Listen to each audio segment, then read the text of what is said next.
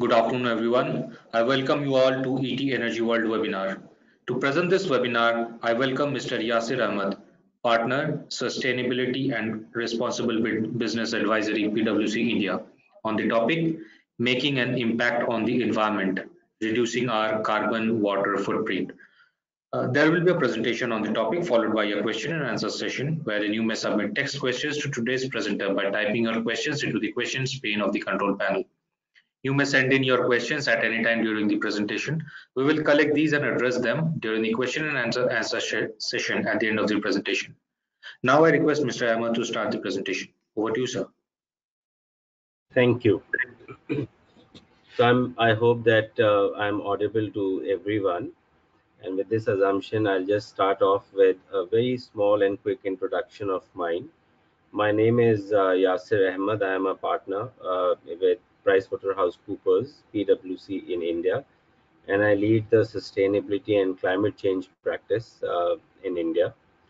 Now, coming to the this topic that we have chosen and picked up, which is on the carbon and water footprint, and how do we go about reducing it, how is it impacting us. All those facets we are covering in the presentation today.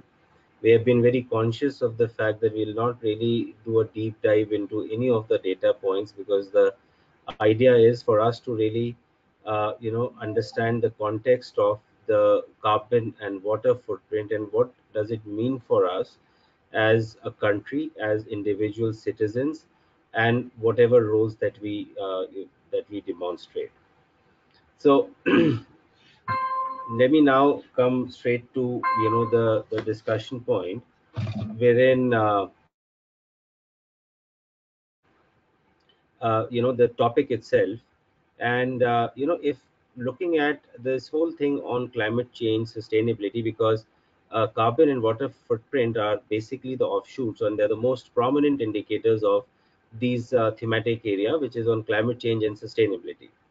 So if this is the topic, if I were to give this webinar, say for example a decade back, I would have spent a decent amount of time defining the term carbon and water footprint, for the benefit of larger audience. However, now, fortunately, or should I say unfortunately, this just needs a mere mention, and most of us can relate to what we are talking about. So you see the slide now. Without many of us realizing this, these terms have become an everyday phenomena, a struggle that we face each day. At our homes, for example, we need to be conscious about the water supply timings, the and dread the days when there is a notice that there will be no water, or the water will be in a limited supply. On our way to office or wherever our workplace is, we drive across the roads which are often referred to as gas chambers, and we have some examples on the screen that the odd even rule in Delhi was an offshoot of air pollution. So there is absolutely no two opinions about the fact that what we saw a decade back as a threat area coming our way, it has not only come, it is knocking at our doors, and in some cases has really entered our homes as well. So each one of us suffered when during the season when the air pollution was at its peak. Odd even rule was just one of the ways to try and counter that out. The situation still is pretty much the same. It is just varying, but frankly, those who live in metros are no better any time of the year. We uh, we often see we very recently we have seen the what happened to the the Sterlite plant in Tuticorin. Again, the principal and the prime reason only being the air pollution in that area, and people came out on the streets, they demonstrated, leading to the closure of the plant. uh, an interesting news item which came about 3-4 days back, that Shimla as a hill station, it is short on the water supply, and they're asking the travelers not to make plans to come to Shimla in the light of the water situation there. So some examples which we have seen in our everyday lives without us probably realizing that they're all linked up to the sustainability, climate change, water, environment, air pollution, all of these aspects. They are the key drivers for these issues to come to the fore. uh, Now, how India fares, that's the second bit on this. uh, the When you look at the water side, if you look at the water availability map of India, be it the WRI, which is World Resources Institute, or a very own local Central Groundwater Authority or Central Groundwater Board, maps which relate to the underground water supply, almost whole of the India, you will see it in red color, which effectively means that there is there's a criticality in terms of the groundwater availability in India, and barring one or two states, almost most of the Indian region is overexploited when we talk of the underground water availability. We have a list from United Nations out, which covers for the air pollution index, and 14 out of the top 15 most polluted cities are from India. And you have many more such examples. India has overtaken Beijing in terms of the air pollution, and Delhi being the gas chamber, many other cities faring no better. So here we are looking at just the gravity of the issue, which is pertaining to environment, which is air environment, the carbon footprint, and also the water environment or the water footprint. So here we are just trying to, compile the points around the fact that the air and water scenario in India is really hitting the grave proportions, and now we are actually realizing it the hard way, wherein we have multiple regulations, the odd even, the permission from the pollution control boards not coming in easily, we faring in extremely bad on the global platform with 14 of the top 15 polluted cities from India. Many of the decision makers and the expats who were supposed to come into India, and more so in Delhi, which all of us might be aware of. I personally am aware of certain instances where they have made the decision of not really choosing Delhi as their preferred destination and going to other South Asian countries to base themselves to run the operation. So clearly in the face of all of us, what we are seeing, no longer a dilemma, no longer something which is going to come by, has already established, entered, and is causing the damage. So is it only us in India that we are looking at this aspect that closely? Clearly, answer is that globally, in the past, should I say, 2 decades, there has been a lot of consideration on the water, uh, carbon, the climate change, the global warming, multiple terms, and the fact that most of the countries who have the ability to make some changes need to now move towards that direction. So you see the earlier president of US saying that the trends on the climate change are terrifying. uh, our Prime Minister PM Modi, he in the Davos meet, the World Economic Forum in Davos, he made this statement on the climate change being the first challenge facing the civilization. On this one, we also would want to underline that India, under the leadership of PM Modi, has taken a very forward looking stance and signed up to a very aggressive cut in the carbon emissions as per the Paris Pact. So India has assumed a central position in this Paris Pact, especially after what President Obama said, and then the overturning of that statement when President Trump took over, and he said that he apparently doesn't agree with the global warming phenomena. You have scientists like Stephen Hawking, mentioning this, and even the CEO of a big company, Bill Gates, also underlining the fact that climate change and changing environment, which has impact on the air quality, water quality, and in general the well-being of the global population, is something which is entering into a very grave zone, and all the global powers need to really sit down and do something about it.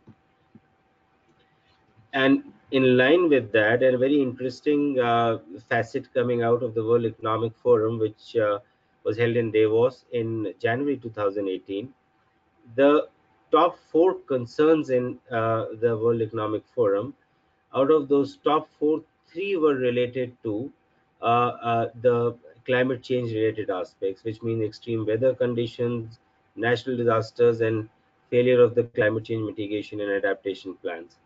And interestingly so, here is a major shift from the past top concerns shared in this World Economic Forum outcomes, wherein from pure economy and other aspects, the concern area have moved into sustainability and climate change aspects, which only underlines that all the major global economies clearly pin their worries on the issues arising out of climate change. Now, quickly, we will just have a quick look on, what has the world, in terms of the regulations, in terms of the pacts that they have been trying to do to avoid the impacts of the climate change. So I've just drawn a small simile between what was a Kyoto Protocol back in 1997 and the Paris Agreement, which is there in 2015, which and a bit of a contrast, that when Kyoto Protocol was launched in 1997, US clearly was not keen to partner on it, because it was a binding agreement. And I think very quickly we need to appreciate two or three differences. One is, of the major one of them, was that the Kyoto Protocol established the fact that the developed economies need to pick the tab and fund the initiatives and towards the developing economy to cut the total carbon footprint across the globe, and they need to pick up the offsetting initiatives, which the developing countries need to undertake to offset the carbon impact. And this was a binding agreement. Whereas when we look at the Paris Agreement, which is the 2015 one, it is a non-binding agreement, and it rests its whole functioning on the voluntary pledge that how each country needs to plan for its addressal for climate change initiatives, and the content and the quality of which for each country would be a prerogative of the individual government, and it needs to take a conscious call of what is politically, practically, technologically, and financially viable and feasible for that country to undertake. So, I mean, Kyoto Protocol did give a lot of boost to the carbon offsetting, which happened, across in the developing world. India and China, perhaps, per se, were the biggest beneficiaries of this pact. And Paris Agreement now is, because it's voluntary based, it is struggling to find its feet, because again, interestingly so, in this case in Paris, US was spearheading it under the presidency of President Obama, but with Trump coming in, they have backed off, and they're no longer signatories to the Paris Agreement.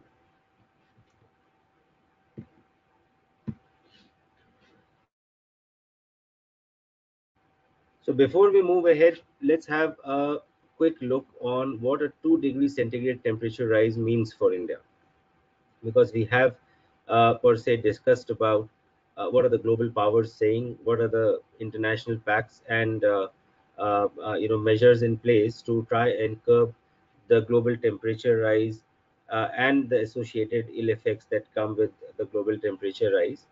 So, what does it mean for India when we talk of a 2 degree centigrade temperature rise? So, India being clearly a agri-centric economy still, and we have, there are various estimates which say so, but more than 50% of our uh, workforce and jobs coming from the agri and rural sector, and with so much high dependency of us on the agri sector, the 2 degree rise in the world's temperature will make India's summer monsoon, which is basically towards the mid and upward, bearing the extreme south of India, the summer monsoon on which our cropping pattern depends quite a lot, will make them very unpredictable. And this is anybody's guess that with such a high percentage of dependency on agriculture, and agriculture's almost full dependency, barring a few initiatives that we have taken over the years on the monsoon, uh, and with monsoons turning unpredictable, clearly this leads to a very high volatile situation in terms of the impact on the agri and the cropping pattern. There is also a study which talks about India losing close to 1.8% of its GDP annually by 2050 on account of extreme weather occurrences, and thereby them impacting the infrastructure and the services alike, leading to this drop in the GDP. Clearly on the natural occurrences, on terms of the disasters and in terms of the extreme wind conditions and all, uh, we are now actually looking at slight hints of those, because of the changing weather patterns. And this year has been unusually heavy on that one, because especially in the northern part of India, uh, there have been a lot of instances, many people have died, a lot of impact on the infrastructure because of these storms and very high speed winds that have come about.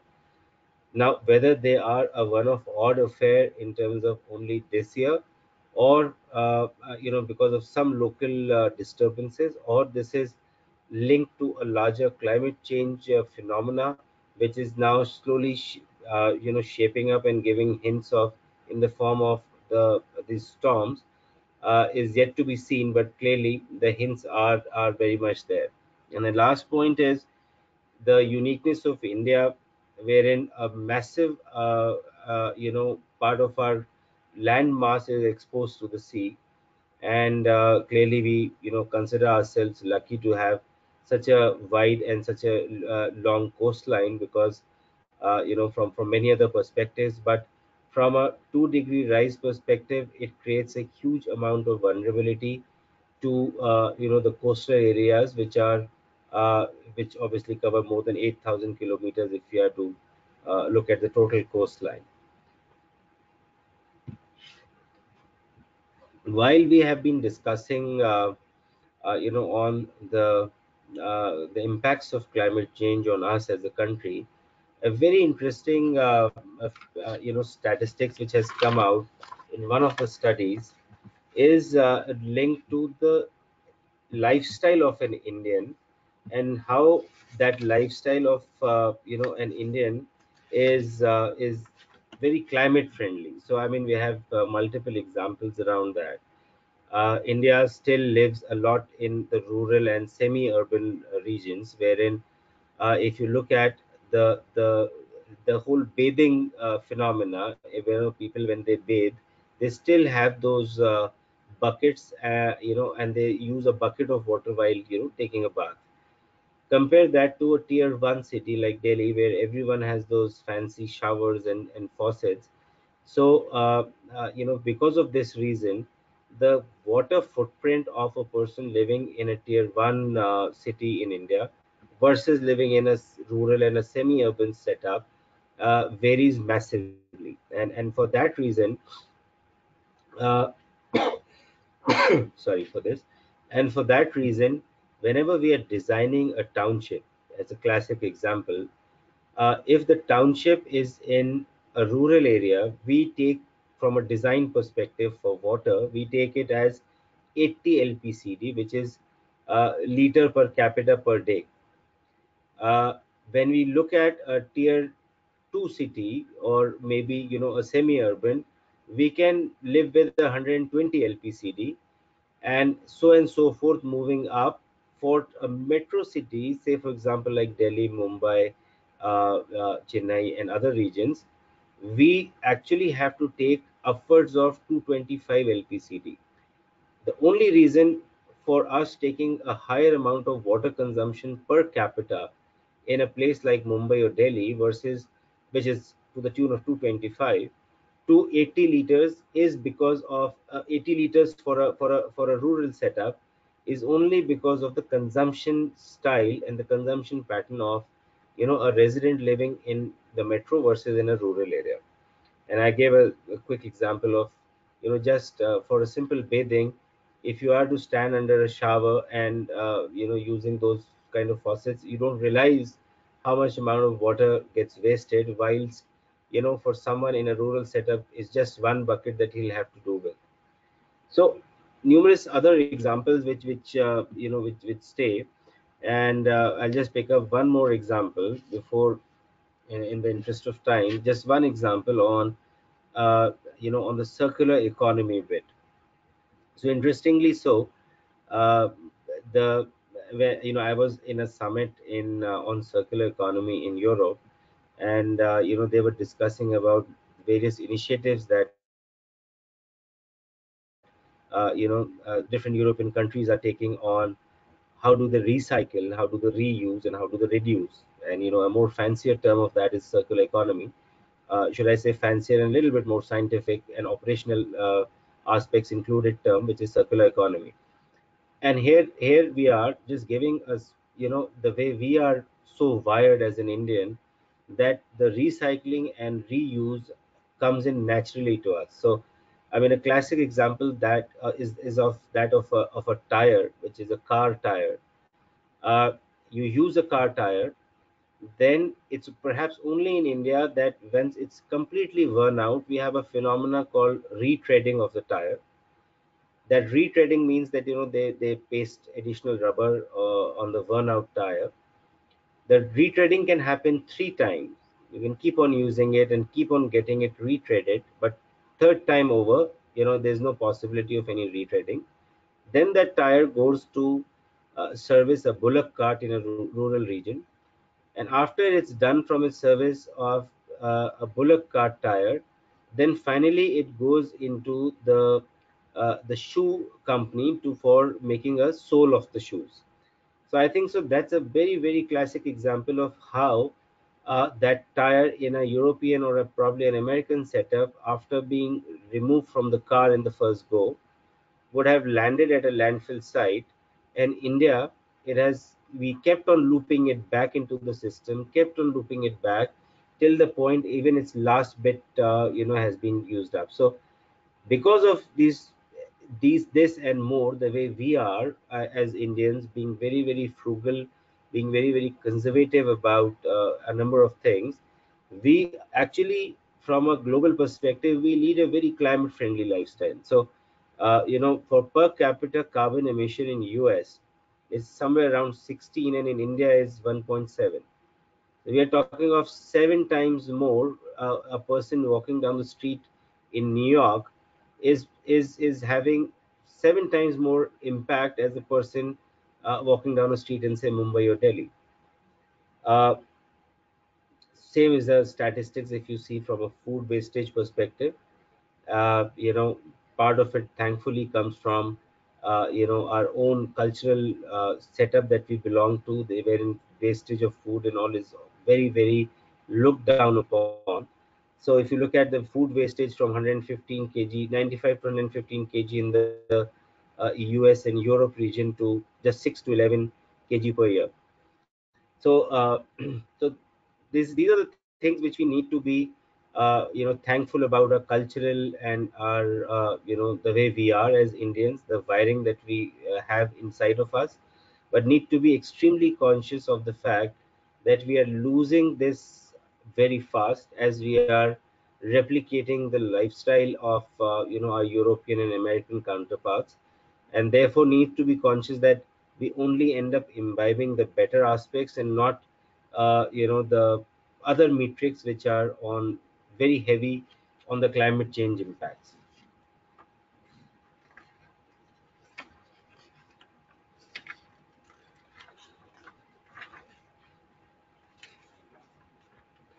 So now, what is India as a country doing? So, I mean, we picked up that India has taken a pole position under the leadership of Prime Minister Modi at the Paris summit, where you had the countries like US after the first stint under the earlier President Barack Obama, who was leading this charge of the climate change initiative. Then they backed off. The whole of Paris meet was, in a bit of a confusion, and our stance as India was considered to be very encouraging. And PM Modi, with his own whole entourage of the ministers, stepped in and they committed a very big number, and also not only committed for India, but also promised that we will be helping spearheading this charge of the climate change joint global initiative. So we have taken the carbon to take down the carbon intensity by 35% from 2005 levels, and that will happen via the nationally determined contributions, or NDCs, which is in line with the voluntary nature of what each country has to take its target. Under the water bit, we have the National Water Mission, which is with the aim of conservation and minimizing the wastage of water and ensuring its more equitable distribution. So, as part of the government initiatives, I would just quickly club it under three initiatives, and we have been seeing a lot of traction on each one of these. Clean and renewable energy. Uh, we have clearly the world's largest renewable energy expansion plan, 175 gigawatts to be installed by 2022. We have very recently organized a summit of the renewable energy group of countries, and we have again on that one taken a quasi leadership position when it comes to the renewable energy capacity. Rural electrification is being done, and interestingly, that from a renewable energy perspective, which is done through a off-grid solar. So, which means that you have smaller setups being put in the rural regions, which do not need to wheel back to the main grid, and it's a local arrangement wherein which can service the local population. So ecosystem being created for all cars to be electric by 2030. So this was one quite a bold step globally. Many countries have taken this, but in India, we had a very bold statement coming from Honorable Minister of Road Transport and Highways, Shri Gadkari ji, wherein he at one point in time, I guess it was last year, announced that he doesn't want to see a fossil fuel based vehicle on the Indian roads beyond 2022. And obviously that statement was taken with a little bit of shock and awe. And then what we now have put in a more reasonable number and aspiring to have all the cars to be electric by 2030. uh, in the government offices, we have launched a scheme which is energy efficiency scheme, wherein we have now signed up with Mahindra and Tata to supply the electric vehicles to the government departments. The first lot is already out, and slowly and steadily, that's how we are looking at the phase out of the fossil fuel based vehicles and move towards electric. Second big header is the reduction of emission intensity, which is the Ujala scheme, which is there. We have also the ESL scheme, ESL, wherein we are replacing, the CFLs and the regular tube lights with LEDs. and there have been 2 3 initiatives around that, which is to replace all the municipal lighting with the LEDs. Then also the domestic lighting, there's uh, a mechanism around that. We are launching the energy efficient fans, and then slowly and steadily looking at covering more and more products under the energy efficiency roadmap that we have. And last but not the least, we have the forestry and tree cover. There isn't much of a roadmap created under this. There's some sub plans to see that we have a percentage increase in our forest cover. So now here we come to the last slide. uh, in terms of, we have discussed around the fact that what the climate change and its impacts. Clearly, India is globally, this is hitting uh, almost all the countries. They're very conscious and they're very clear about the fact that they need to do something. India has, since a decade back, we have been uh, conscious of this looming threat on the climate change and sustainability related aspects. But now, as we said, that we are realizing that it is actually there. Multiple examples that we have seen. India as a country has also signed up to the global, mandate, which is the Paris Agreement. We have taken some rather ambitious targets for ourselves, and those targets have been broken down into some initiatives which we discussed in the last section, wherein you have energy efficiency, you have uh, emission intensity, and the forest cover increase. So that is where we are. But what do we, as regular citizens of the country, need to do about it? Because these are very policy level initiatives, and you have government making it mandatory for very big corporates to.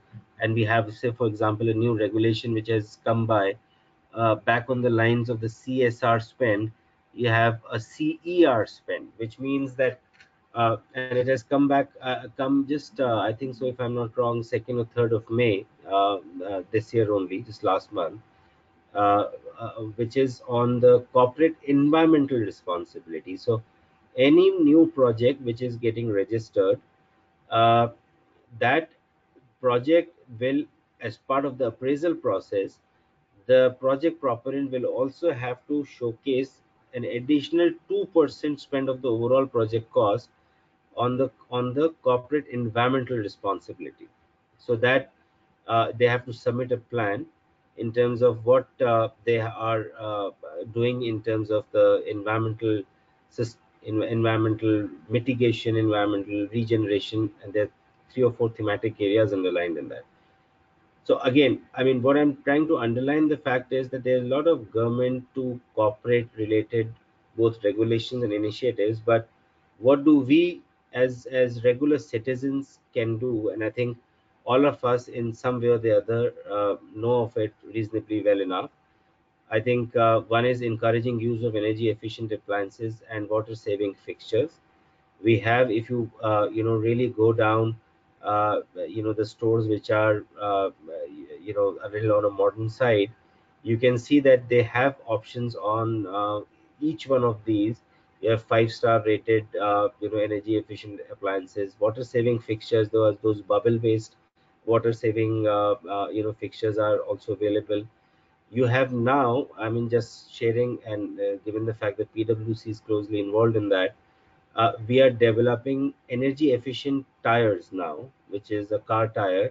And we are also looking at developing the standards for energy efficient roads as well, which we are working with our Ministry of Road Transport. So you have standards and recommendations coming as a reference point for almost everything that we do. We have, right from a energy efficient appliance to a mobile phone to a refrigerator to whatnot. The only point is that we as consumers, as citizens, need to be conscious that we are making the right choices, even though they are taking and calling for an extra premium to be paid for it. Generate suitable ideas for varying scales, in which basically what we mean is that for our residences we can have certain initiatives that we can take for our own apartment or wherever we live. It can be extended to, for example, a housing colony, and you can have the RWAs and all taken into the loop. A lot of interesting examples, exist, wherein you have, if the citizens and the housing colony and RWAs, when they team up, they have done some amazing work for the circular economy, for the recycle and reuse of the waste coming from these setups. Rural initiatives, we have, there was a social forestry program. There's something on watershed development.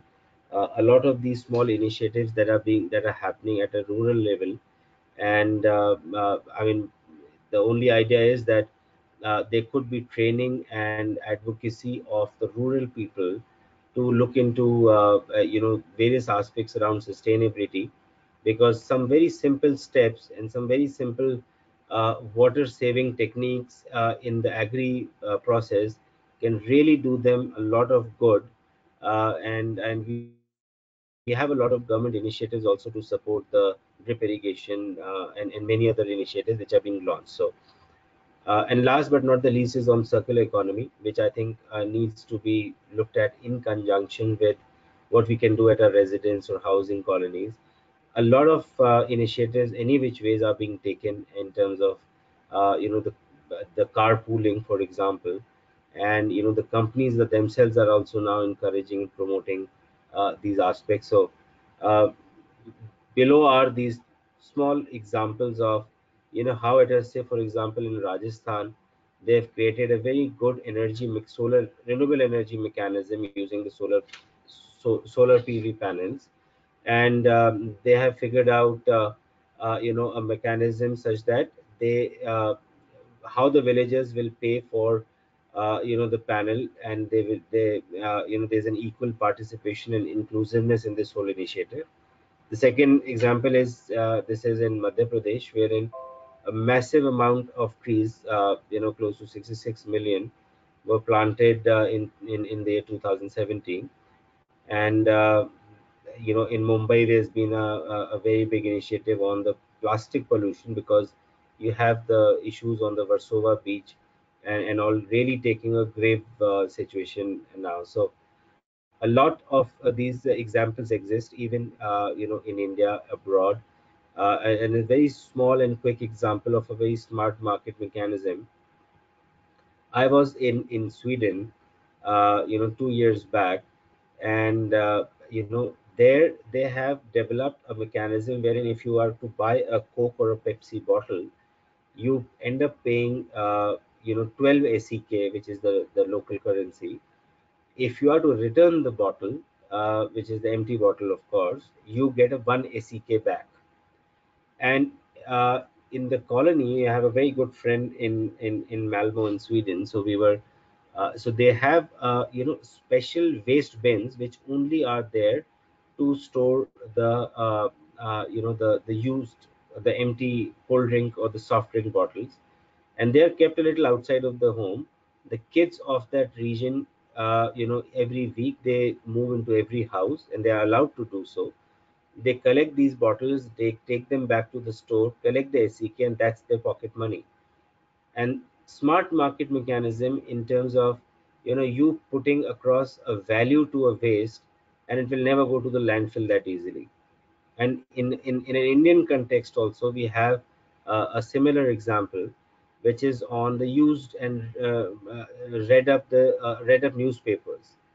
We'll never see, for all you see on the roadside, in the waste heaps, you will see every type of waste, but will not see that much of a newspaper, because a newspaper is something which has a value attached to it. It goes for certain rupees per kg. So again, it's not only investment centric. Sometimes some very smart and intelligent measures can also lead to very big outcomes. And that's something which we as citizens, as residents, as people who are working in companies, whatever hat we are wearing in each day, can explore and look at. So with this, I come to an end of this presentation. uh, I am now requesting Shubhrajit to probably open it up for questions, and if there are any questions received so far. Thank you so much. Yeah, thank you, Mr. Yasir. So we have already a couple of questions. So to start with, first question: how much CO2 is emitted by thermal power plants in India? So I will need to look at the exact statistics around how much is emitted by thermal power plants, but clearly they are the biggest contributors. In terms of the absolute value, how much they are emitting, I can let you know of the latest value in a short while from now. I can come back to this question. Okay, so the same person is asked: landfill emit methane. How much damage this causes compared to CO2? Yeah, so we have, from a CO2 to methane, we have the damage potential, which is obviously, different for each greenhouse gas. If I'm not wrong, we have methane causing around 7 times more damage than CO2, and that is one of the principal, gases coming from the landfill sites.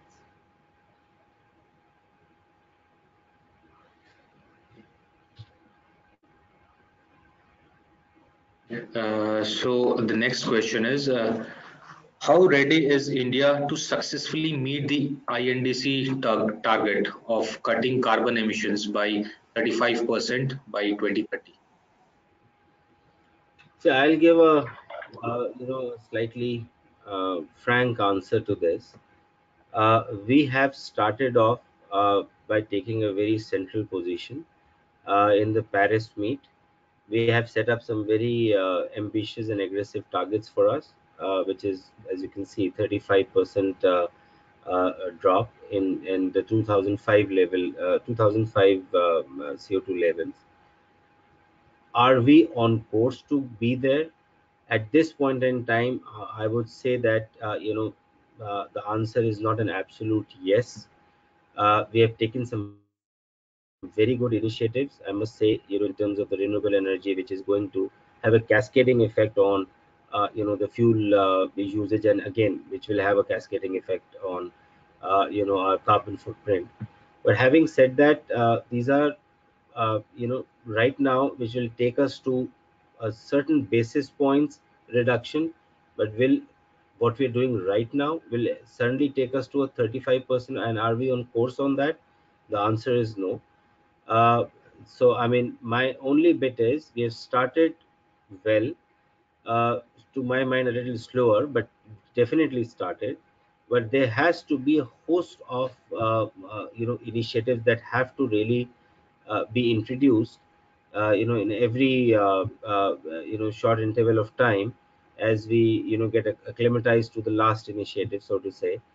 Only then we will be able to reach the value that we have set for ourselves. Because let's make no mistake about that, that's a very, very aggressive target that we are looking at, and we need a massive amount of investments into the technology, into the policy, the advocacy. You name, every quarter should fire on full steam to really make us reach there.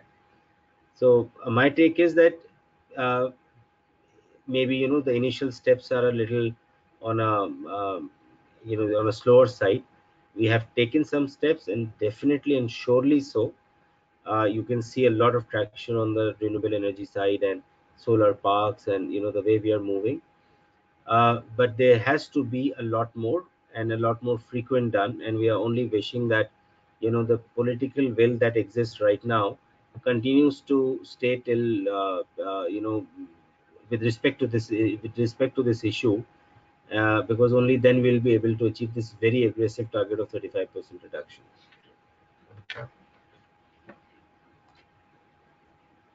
Next question. With reference to water footprint reduction, how India fares with respect to global trends, how to reduce without affecting industrialization economy. See, when it comes to the water footprint, I think it's a quite a fair question.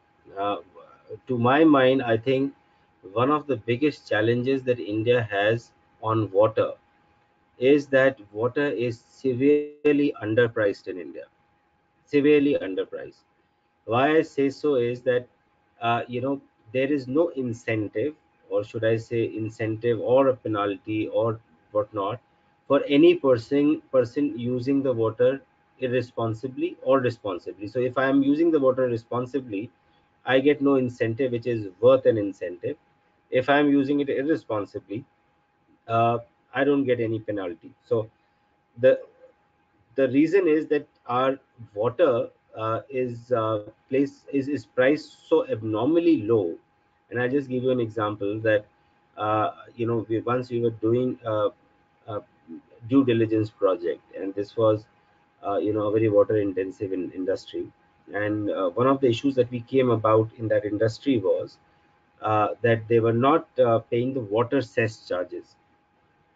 So there was an American company which was supposed to take over, that Indian industry, and they asked us that, since when these people have not paid for the water sets, and the result which was there was somewhere around five years or so. And they said that, okay, fine, if we are tomorrow, if we are to be penalized after buying this company out, what is the total liability you think is going to be levied on us? We did a calculation for that industry, which was supposedly a intensive industry, for for whatever water that they had used in the last 5 years. If they are to pay all of that, and then there is, we assume that there is a double the penalty, which is you have to pay 2x times.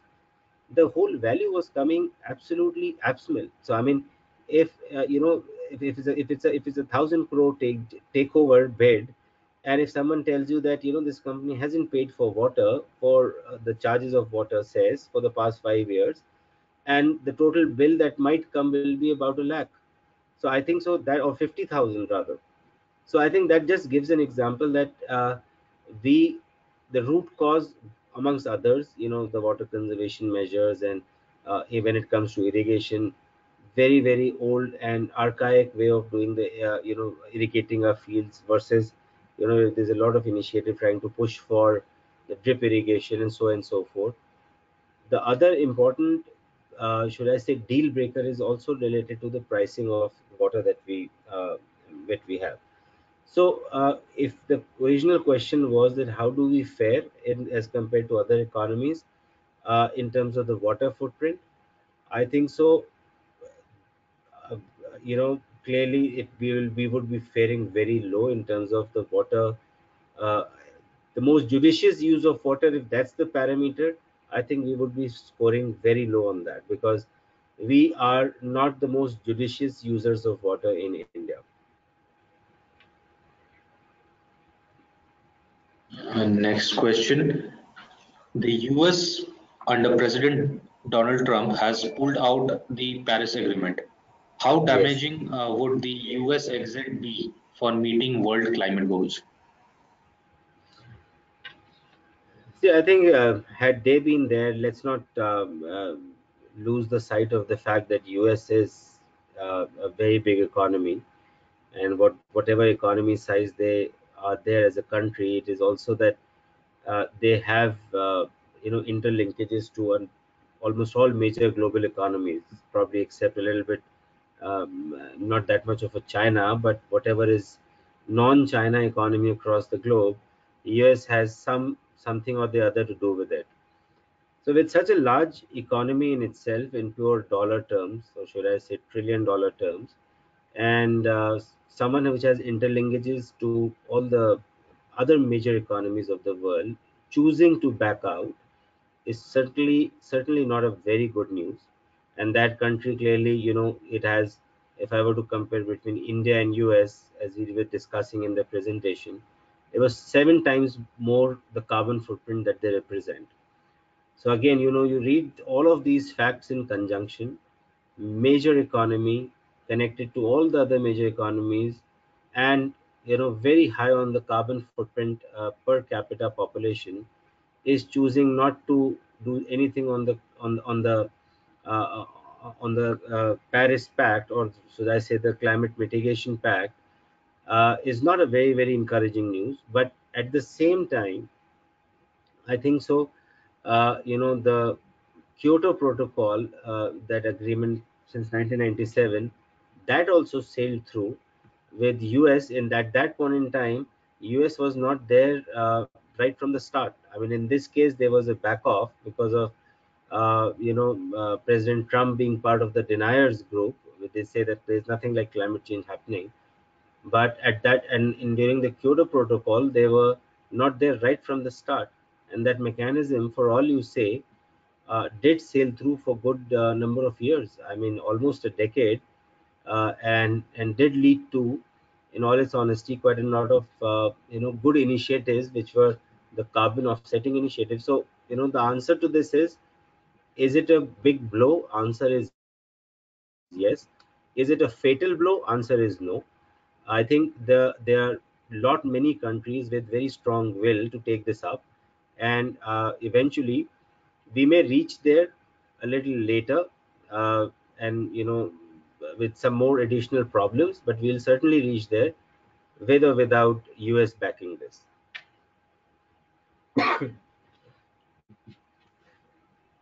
So, next question. What do you think about fuel gas desulphurization scheme to be implemented by all power plants in India as part of MOEFCC guidelines?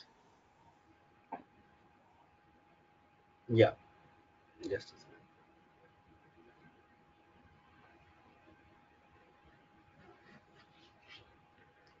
Yeah, so I think this is one of the initiatives by MOEF. They have come out with a regulation to desulfurize the the fuel gas coming out of thermal power plants. Uh, to my mind, I think uh, from an overall regulatory perspective, the MOEF has been coming out with some more specific and hard-hitting regulations. And when you're talking of the desulfurization of fuel gases, you have another regulation which has recently come about, which is on the e-waste, which is also very stringent and tough on the companies. So I think so. To my mind, there are two aspects to it. One is, do we need to welcome it? Answer is clearly yes. There will be initial teething problems because uh, clearly this will require a bit of a capital investment to get the technology in place for the desulfurization. And is it going to, I mean, is it going to really benefit from that standpoint? A lot of studies have indicated a direct linkage of the air pollution aspects to these point sources, and I think these initiatives will really help in terms of plugging that. In terms of the cost of technology, again, I think so. The bigger setups will sail through because is that initial capital cost which calls for which they can afford per se. But for the smaller setups, I think so. There, I would really wish that for the technology upgrade, there can be some policy level support or incentive which can help them glide through this initial, should I say, tough time of acclimatization to this new regulation. Yeah. All right, so we'll take the last question of for this session. What has been India's experience with carbon trading? Do we have a robust regulatory and market framework in place that promotes carbon trading? See, India's experience with carbon trading, and if I were to really pick up the good old CDM days, which is the Clean Development Mechanism, which was an offshoot of the Kyoto Protocol, uh, India there were a number of projects registered in India, and there were a lot of money flowing in. So, I mean, at one point in time, and just to give you a quick example, you had SRF Chemicals, which got their supercritical power generation unit registered, and they, I think so, it was registered for 11 years, or was it 15 years?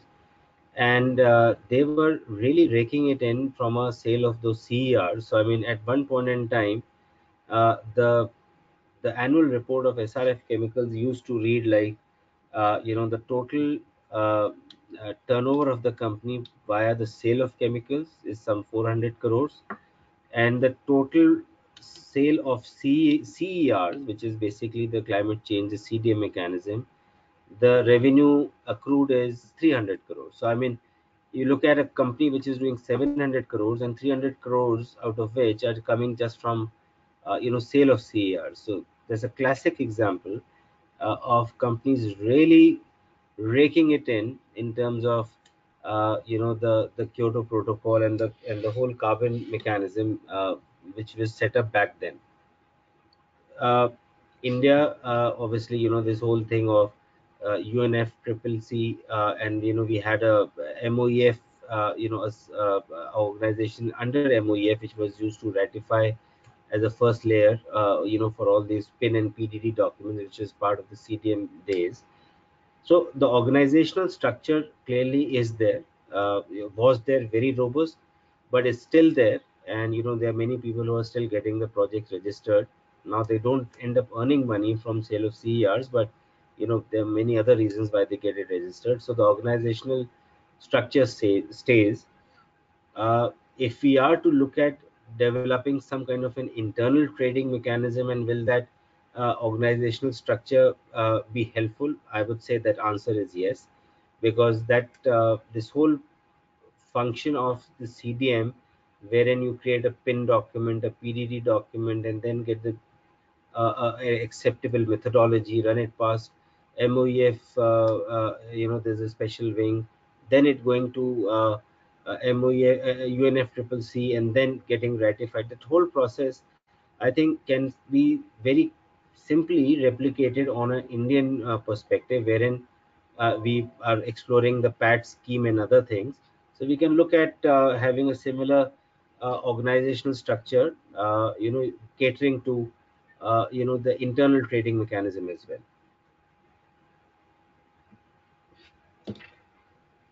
With that, we will proceed to wrap up this session. I would request Mr. Yasir Ahmad if you have some closing comments.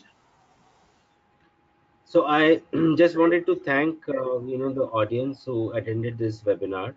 I think it's a extremely important topic, and that's what, instead of going into very deep technicalities around it, what our focus has been to really drive down this point that there are many things which are happening to us, with us, which have their origins, for into the climate change and environmental aspects. We don't really realize it at all times. uh, the idea behind this webinar was to make us realize that this is an extremely important issue, uh, and there's some bit which the government is doing, there's some bit which we can also do. And there have been a number of successful examples where people have done a number of such initiatives, and the results have come out very well. So often we tend to think that as individuals, I'm just one in 120 crore in India, but that's not a right thought, because we'll flip it around. There's a lot more thing we can do as individual citizens as well. We can least of all act as a catalyst towards this change. So with that note, I think so. Looking at the quality of the questions also coming in, I feel privileged to have interacted with you on this webinar, and thank you so much, both to you, Shubhrajit, and to the audience for giving this opportunity for this session. Yes, thank you, Mr. Yasir. Thank you, Mr. Yasir Ahmed, Partner Sustainability and Responsible Business Advisory, PwC India, for this session on the topic making an impact on the environment, reducing our carbon water footprint. Unfortunately, we won't be able to take all the questions due to time constraints. If you have any other questions, please send them at join@etenergyworld.com. It was an engaging and insightful talk and hope all the participants have enjoyed the session.